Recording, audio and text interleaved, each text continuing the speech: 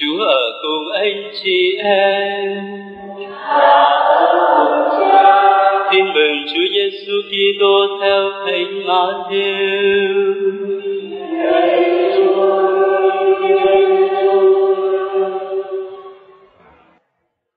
Hôm ấy, trên một ngọn núi kia, Đức Giêsu dạy các môn đệ rằng: Thầy bảo cho anh em biết, nếu anh em không ăn ở công chính hơn các kinh sư và nhóm Pha-ri-siêu, thì sẽ chẳng được vào nước trời.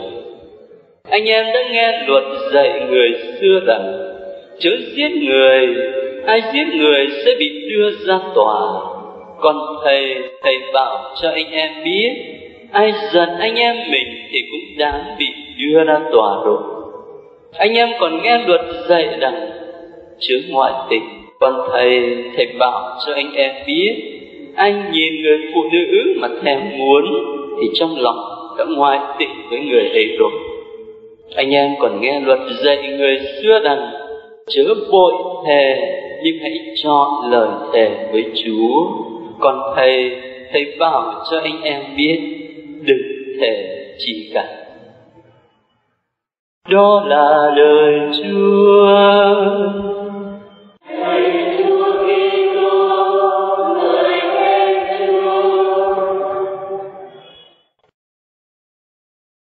Thưa anh chị em và các bạn, ngày 14 tháng 2 là ngày lễ tình yêu, một ngày lễ rất đẹp. Nhưng các bạn có biết sao mà người ta lại gọi là Valentine's Day không? Và các bạn có biết vì sao mà người ta lại chọn ngày 14 tháng 2 không? Hình như là các bạn có thể liên tưởng đến một ông thánh nào đó. Đúng đấy. Thế nhưng thực sự ra nó cũng chẳng có liên quan đến ông thánh bao nhiêu.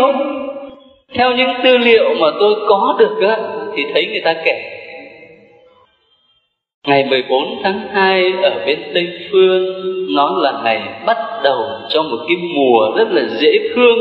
Người ta gọi là mùa yêu thương của loài chim. Và con người thì vốn thích cái hình ảnh của loài chim, một loài vật thanh cao, dễ thương, và lấy hình ảnh đó để nói về tình yêu nam nữ của mình. Thế rồi bắt đầu từ thời Trung Cổ thì nó hình thành một thói quen ở trong giới quý tộc, chứ còn không phải đối với người bình dân. Đó là vào ngày này, các anh thanh niên đóng bộ áo kỵ sĩ rất là oai phong lẫm liệt, rồi đem hoa, rồi đem quà đến tặng cho các cô. Và cái thói quen đó cứ càng ngày nó càng phổ biến. Bây giờ nó trở thành phổ biến khắp thế giới.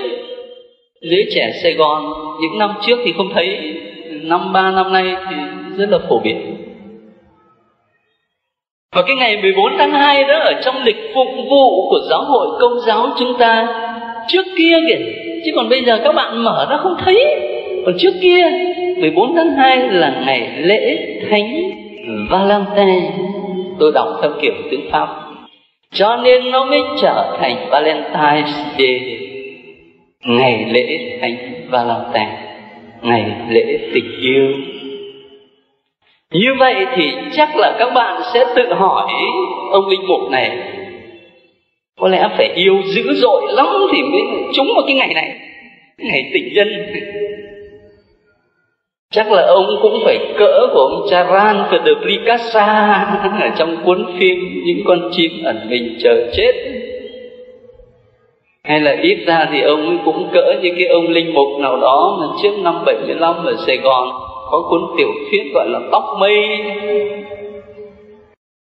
Ông linh mục mà đang ngồi trong tòa giải tội thì có một cô chạy vào, cô ấy xưng tội.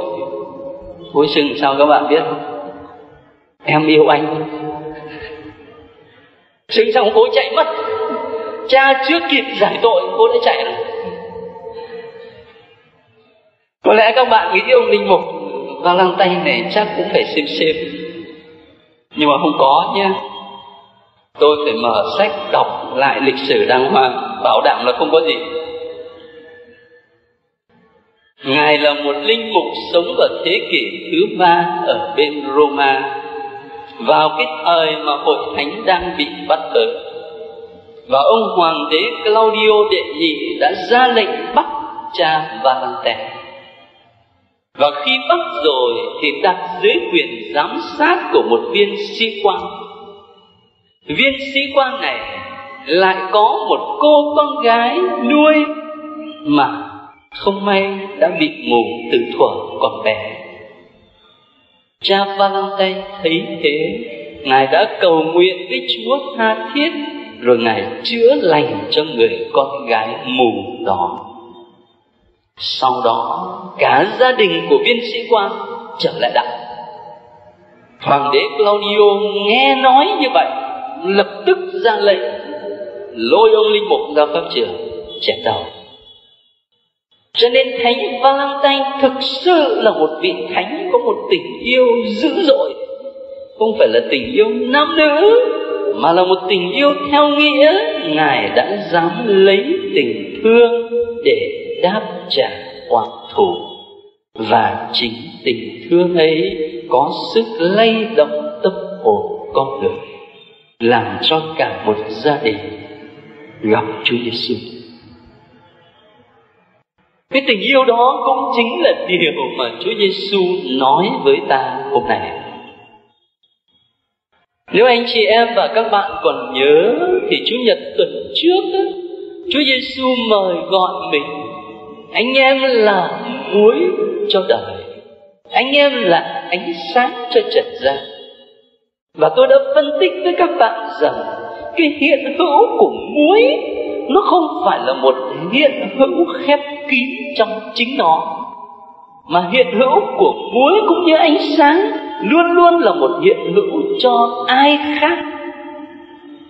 Và đó là một hiện hữu tích cực, bởi vì nó ban tặng hương vị, nó giữ gìn thực phẩm, nó ban ánh sáng, một hiện hữu tích cực. Và như vậy, khi Chúa Giêsu dùng cái hình tượng muối và ánh sáng để nói về đời Kitô hữu, Ngài mời gọi chúng ta sống cuộc đời mình làm sao là một cuộc đời cho người khác và là một cuộc sống tích cực.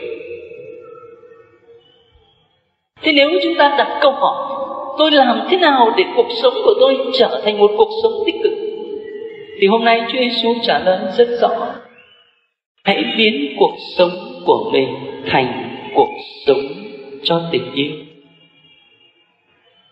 Bởi vì đối với Chúa Giêsu thì tình yêu cao trọng lắm, tình yêu lớn hơn của lễ. Tôi đã chọn đọc đoạn tin mừng ngắn, chứ còn nếu đọc đoạn tin mừng dài thì trong đó có câu Chúa nói: nếu khi anh chị em đi dâng lễ mà sực nhớ có một người đang bất hòa với mình, thì hãy để của lễ lại, trở về nhà làm hòa với người ta đã, rồi hãy quay lại dâng của lễ. Tình yêu lớn hơn của lễ.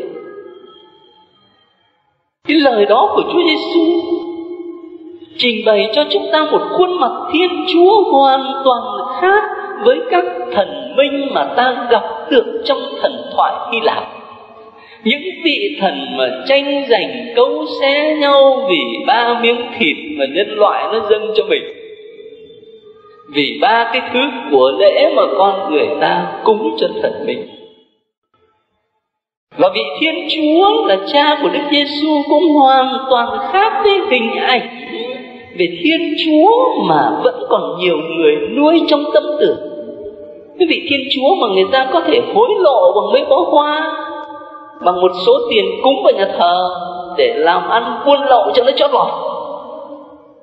Thiên Chúa cha của Đức Giêsu Kitô hoàn toàn khác. Đó là một vị Thiên Chúa coi tình yêu trọng hơn lễ vật. Và cái tình yêu đó Ngài xác định rõ một vài khía cạnh cho ta. Đó là một tình yêu phải phát xuất từ đáy lòng mình cơ. Cho nên các bạn thấy nhé, Chúa Giêsu không ngưng lại ở cái chỗ là cấm giết người, và Chúa Giêsu đi tới chỗ là đừng giận ghét anh em. Bởi lẽ chính sự giận ghét đó nó mới là cội nguồn của tội sát nhân. Kinh nghiệm dạy chúng ta như thế. Khi mà trong lòng mình đã nuôi dưỡng cái tư tưởng giận ghét, thù oán, thế thì có thể là mình chưa đến nỗi mà vác dao ra đâm người ta. Thế nhưng mà những lời nói của mình, nói hành, nói xấu, vu khống, cáo gian, đánh giá xấu về người khác là chuyện đã xảy ra hàng ngày. Và những chuyện như vậy đó nó cũng gây đau khổ cho người khác không ít đâu. Có khi nó còn tàn tệ hơn cả cái chuyện cầm dao giết người. Cho nên Chúa không chỉ ngưng ở cái hành động giết người, mà Ngài đi vào chiều sâu tâm hồn. Đó là sự giận ghét nó đang ẩn núp trong trái tim mình. Tương tự như vậy, Chúa Giêsu không ngưng lại ở cái mệnh lệnh đừng có ngoại tình, nhưng Ngài đi vào chiều sâu mà nói với ta rằng đừng có nhìn người phụ nữ mà thèm muốn, như vậy là đã ngoại tình rồi. Và mỗi khi nói đến câu này thì tôi xin mở một cái ngoặc để các chị với các cô đừng có vội tưởng là mình không bao giờ phạm cái tội này. Cho nên phải nói thêm một cái câu nữa là nhìn thanh niên mà có ý thèm muốn thì cũng đã là phạm tội rồi. Thế thì nó mới công bằng. Chúa không ngưng ở cái hành động bên ngoài, mà Chúa mời mình đi vào chiều sâu tâm hồn. Chứ còn ở trong lòng mình lúc nào cũng nuôi những cái tư tưởng dung tục, hình ảnh nó không thanh khiết. Thế thì xin lỗi các bạn, đấy là mình chưa có dịp thôi. Chứ còn có dịp đó, phạm tội lập tức. Chứ cũng chẳng phải thánh thiện gì đâu, bởi vì nó đã sẵn ở trong lòng rồi mà. Lửa đã cháy hừng hực rồi, có dịp là phạm tội ngay. Một tình yêu phải phát xuất từ đáy tâm hồn, và đồng thời là một tình yêu bao dung biết tha thứ. Trong bài tin mừng hôm nay có một đoạn Chúa Giêsu nói về ly dị, mà nhân tiện đây có lẽ tôi cũng xin giải thích một chút. Ngài dùng cái từ này: các con đã nghe bảo người xưa rằng ai ly dị vợ mình thì trao cho vợ tờ ly dị. Còn thầy bảo các con, hễ ai ly dị vợ mình trừ trường hợp tà dâm thì làm cớ cho vợ ngoại tình. Hễ ai ly dị vợ mình trừ trường hợp tà dâm. Như vậy có nghĩa là khi vợ mà mắc tội tà dâm thì ông chồng có quyền ly dị chứ, đúng không? Chỗ này khó lắm. Ở trong thời Cựu Ước người ta hiểu như vậy đó. Khi mà vợ ngoại tình được phép ly dị. Và cho tới bây giờ một số anh chị em Kitô hữu ở bên Tin Lành và Chính Thống giáo người ta cũng các nghiệm như thế. Nhưng mà cái bản dịch Kinh Thánh Đại Kết, tức là bản dịch chung giữa anh em Tin Lành, Chính Thống, Công giáo, Anh giáo đó, thì người ta dùng cái từ là ngoại trừ trường hợp hôn nhân bất hợp pháp. Chỉ có trường hợp đó thì mới có thể chấm dứt đời sống vợ chồng, chứ còn không có trường hợp nào khác. Thế thì trong thực tế, khi mà người chồng hay người vợ không trung thành, phản bội, xúc phạm đến mình mà lại bảo là mình cứ tiếp tục sống với người đó thì quả là khó lòng chấp nhận được. Và chính lúc đấy ta mới khám phá ra rằng Chúa Giêsu mời gọi mình sống một tình thương bao dung, tha thứ, vượt trên cả những xúc phạm mà người khác đã gây ra cho mình. Và đó là một lời mời gọi vừa cao cả mà là vừa khó khăn. Thế thì thưa anh chị em, cách riêng là với các bạn trẻ, dĩ nhiên chỉ là một sự trùng hợp ngẫu nhiên thôi, khi mà Chủ nhật hôm nay trùng với ngày lễ tình yêu của các bạn. Và khi mà bài tin mừng hôm nay, Chúa Giêsu cũng lại nhấn mạnh với ta về tình yêu. Chỉ là ngẫu nhiên, nhưng lại là một sự ngẫu nhiên đáng suy nghĩ. Đôi lúc nào đó, có thể các bạn có cái tâm tưởng rằng sao mà đạo Công giáo của mình khó khăn đối với tình yêu thế? Sao mà đạo Công giáo của mình có một cái quan điểm nó bi quan về tình yêu thế? Cứ đụng đến cái chuyện tình yêu nam nữ cái thì là lên án. Đâu có đâu. Bởi lẽ tình yêu trọng hơn cả của lễ cơ mà. Và Thiên Chúa là tình yêu cơ mà. Nhưng mà nếu hội thánh mà có một thái độ xem ra có vẻ khắt khe đó, thì đấy là bởi vì trong cuộc sống hôm nay có nhiều khi ta đã đồng hóa tình yêu và tình dục. Cho nên thỏa mãn xong rồi thì cao chạy xa bay. Thỏa mãn với người này rồi thì đi tìm người khác. Hoặc là có những khi ta đồng hóa tình yêu với những cảm xúc trong quá. Khi cảm xúc sau hôn nhân đã dần dần tan biến thì ta bảo là không còn yêu nữa, và thế là anh đi được anh, tôi đi được tôi. Chính vì một cái lối suy nghĩ, một cái lối sống như thế cho nên hội thánh phải có một thái độ khắt khe. Chứ còn ở tự bản chất của tình yêu là đẹp vô cùng. Đẹp vô cùng. Và sự trùng hợp ngày hôm nay thì Chúa Giêsu mời gọi các bạn sống với tình yêu nam nữ như là một tình yêu thật đẹp, một tình yêu thanh khiết, một tình yêu phát xuất tự đáy tâm hồn, chứ không phải chỉ đánh lừa nhau bằng những cái vẻ bên ngoài giàu sang đẹp đẽ bằng cấp hoặc là cách này cách khác. Và Chúa Giêsu cũng mời gọi ta để sống một tình yêu bao dung tha thứ, biết vượt qua những thử thách, những xúc phạm mà nhiều khi là con người ai cũng có những giây phút yếu lòng gây ra cho nhau. Thì ta được mời gọi để vượt qua và thể hiện cái tình yêu đó cho nhau. Một sự trùng hợp như vậy thật là ý nghĩa. Và chính khi anh chị em chúng ta cùng nhau chiêm ngắm Thiên Chúa để khám phá nơi Ngài một tình yêu như thế mà dâng lời tạ ơn, và đồng thời để đón nhận lời mời gọi từ Chúa cho mình sống tình yêu đó, thì tôi nghĩ rằng tình yêu của các bạn trẻ Công giáo nam nữ dành cho nhau không những là nó không bớt đi vẻ đẹp, mà trái lại nó càng làm cho cái vẻ đẹp của ngày lễ tình yêu hôm nay đẹp hơn nhiều. Và không những chỉ là một cái đẹp thoáng qua, mà còn là một cái đẹp làm cho cuộc sống gia đình và cuộc sống xã hội cũng được tươi vui hơn. Chúng ta dâng những tâm tình đó lên Chúa cách đặc biệt trong thánh lễ tạ ơn hôm nay.